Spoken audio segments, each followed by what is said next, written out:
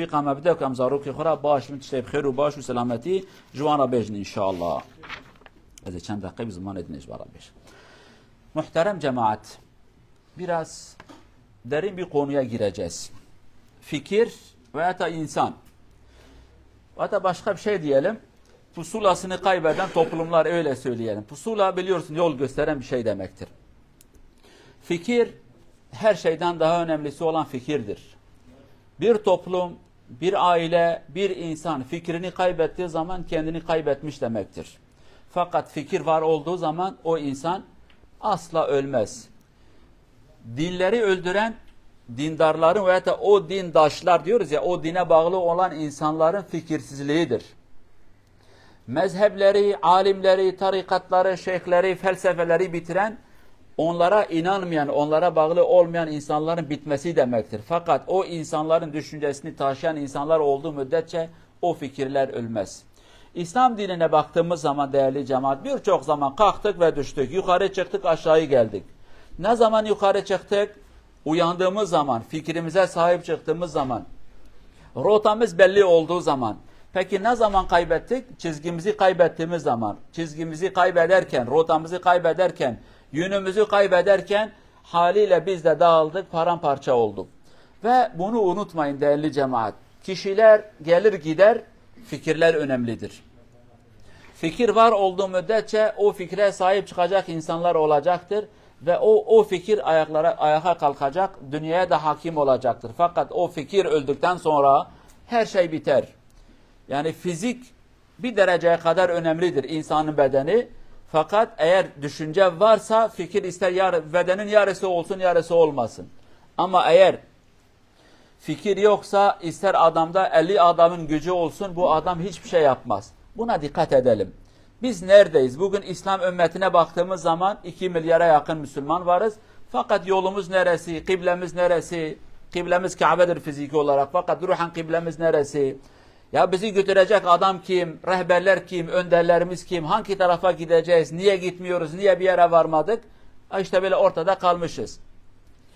Gemiyi denize bırakırsın, kaptan yok, pusulası yok. Artık rüzgara bağlı. Rüzgar sağa götürdü, sola götürdü. Biz öyle olmuşuz. Sağa git, sola git. Halbuki 2 milyar toplum az bir şey değildir.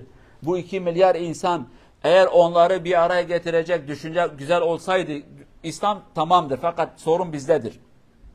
Eğer o fikri anlatan insanlar veya da bu ümmet eğer biraz daha uyanık olsaydı dünyanın bu hali olmazdı. Başka bir dünya olacaktı. Adaletin hakim olduğu, eşitliğin hakim olduğu, merhametin hakim olduğu bir toplum olacaktı. Ama rotamızı kaybetmişiz. Kıblemiz belli değil. Fiziki olarak kıble orası, Mescid-i Haram'dır, onu demiyorum. Manevi olarak adam Müslümandır, baktın ki başka fikirlere hizmet eder. Adam sözde hacidir, bakıyorsun ki dine karşı mücadele eden insanlarla beraber kalkmış oturmuş. Yani dünya artık bizim fikrimiz kaybolmuş. Gövdemiz var fakat kafamız yoktur, öyle söyleyelim. Vücudumuz çok kuvvetli ama bu vücudu götürüp getirecek beyni kesmişiz, beyni atmışız. Yani rotasız bir toplum olmuşuz değerli cemaat. Sebep de tabii yine biziz. Bazen biz dinimizin değerini kaybettik, düşüncemizin değerini kaybettik. Adamın gücüne, silahına, parasına baktık. Adamı yönetici yaptık. Bu adam da tabii yönetime bakacak, güce bakacak, dine, ahlaka, terbiyeye, maneviyete bakmayacak. Haliyle biz de dindar olacağımıza artık güce tapan insanlar olduk. Güce tapan insanlar da haliyle güç kimdeyse onlar da o tarafa gider. Ayçiçek meselesi gibi ayçiçek, Arapçada ona ubad-ı şems diyorlar. Yani sürekli yönü güneşe doğru olan bir çiçektir yani. Kimde güç varsa biz de o insanlara bakacağız. Ama maalesef bu sebepten dolayıdır da biz kıblemizi kaybettik, rotamızı kaybettik. Darmadağınık olmuşuz. Bakıyorsun ki bir yerde 5000 insan var, bir derneğimiz vardır, başka bir kurum vardır, başka bir devletimiz var, başka bir şey. Fakat hepimiz boşuz. Niye? Çünkü bizi bir araya getirecek o düşünce kalmamış. Yani bir araya gelelim efendim. Ya mübarekler, dünyanın en basit eğlencesi halay çekmektir. Bir de halayın başı vardır normalde diyor. Halay başı diye bir şey vardır yani. Ama bakıyorsun ki İslam toplumuna binlerce insan bir araya gelmiş. Ya peki hangi motorsuyu çalıştırıyor? Ola biz bir araya gelmiş bir şeyleri yapıyoruz da. Bir şeyler yapıyoruz değil. Bir bakıyorsun ki ağır vasıta arabalar vardır. 8, 10, 15 tane tekerleri var ama o tekerleği çalıştıracak bir motor vardır. O motor o tekerleri ileri arkaya götürüp getirir. Rotası belli. Fakat maalesef biz çoğalmışız ama maalesef boş bir çoğalmadır. Sayımız çok. Fakat sayımız çok da bu insanlar neye yarıyor? Bu insanlar ne yaptı bize? Ne yapacaklar? Bakıyorsun ki adam dine inancı yok. Adamı Diyanet İşleri Başkanı yapmışlar. Diğer ülkelerde yani birçok ülkede. Adam Allah'a tam inancı yok. Okullarda onu din dersi hocası yapmışlar. Din dersi hocası. Allah'a inanmıyor fakat din dersi hocası yapmış. Adam yüz kızartıcı suç işler. O hata yapmış. Hatasından da tövbe etmemiş, pişman etmemiş. Onu bir dini bir kurumun başkanı yapacaksın. Tevhid alemi çok zor. Adamın yaptığı davranış ve görev aldığı kurum ikisi birbirlerine zıt. Ekonomiye bir adamı getireceksin, bu adam hırsız. Ya ikisi beraber olmaz ki. Sen kurtu kuzulara çoban yapacaksın. Peki kurt kuzulara çoban olmaz. Dolayısıyla rotamız belli olmadığı için. Fakat rotamız belli olsaydı biz şu noktaya gideceğiz. Amacımız budur. Hedefimiz şu taraftır. Peki o tarafa gitmek için ne lazım bize? Şu bunlar lazımdır. Hadi bakalım bir gidelim. Mesela biz buradan memlekete giderken Allah aşkına buradan İstanbul'a giden bir insan ya İspanya bileti alır mı? Almaz. İstanbul'un bileti alır. Çünkü istikamet İstanbul'dur. Peki adam diyor ki ben havaalanına gideceğim de artık nereye uçak varsa. Bu insan rotası belli olmayan bir insan bir yere de varmaz. Çünkü amacı bir yere gitmek fakat o yer bilmiyorum artık hangi uçak varsa, hangi uçakta bilet varsa, hangisi ucuzsa. Biz o duruma gelmişiz. Adam bir baktın ki şu cemaate sabahleyin orada, diğer cemaate akşamleyin orada. Peki sen niye bu cemaate sabah geldin? Bilmiyorum. Peki niye bu cemaati bırakıp da bu cemaate akşam geldin? Onu da bilmiyorum. İşte bu insanlar bir baltaya sap olmuyorlar. Çünkü bir cemaate gitti, niçin gittiği bilmez. O cemaate niye ayrıldı bunu da bilmez. Gittiğini bilmesen, ayrıldığını bilmesen sen bir şeye mal olamazsın.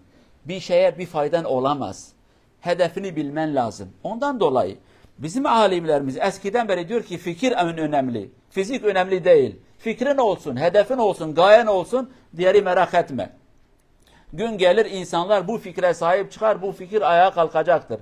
Ama fikir olmadıktan sonra bugünün gibi 2 milyar Müslüman varız, bir şeye de varamıyoruz yani. Bir şey de elimizden gelmez çünkü biz kendimizi sıfır yerine koymuş. Düşüncemiz yok. Niye varız? Hedefimiz ne, gayemiz ne? O belli değil. Hedefi ve gayesi belli olmayan sürekli etrafında dolaşacak ve oturduğu yerde de yıkılıp düşecektir. Biz de o duruma gelmişiz. Niye varız? Hedefimiz ne? Amacımız ne? Hangi yola gideceğiz? Nasıl gitmemiz lazım? Araştırmamız lazım. Maalesef yoktur. Peki ya bizim yolumuz Allah'ın yolu. Peki Allah yolunda kimlerle gitmen lazım? Allah'a kulluk eden insanla gitmen lazım. Ama adam Allah'ın haramları ayak altına alır, günah işler. Bu sefer diyor ki ben de Allah yolunda giden insanlara önderlik edeceğim. Seni kendine önder eden insanlar senden daha beterdir. Demek ki sahip oldukları inanç sağlam bir inanç değildir. Sağlam bir inanç olsaydı seni kabul etmezlerdi. Atarlardı, git bakayım bize lazım değilsin.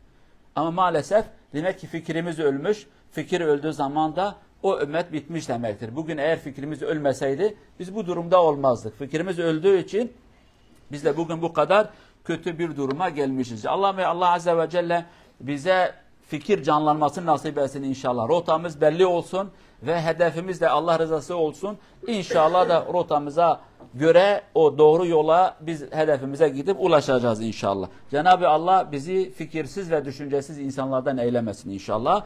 Rotasını kaybeden insanlardan da hiç eylemesin inşallah. Vesselamu aleyküm ve rahmetullahi ve berekatuhu.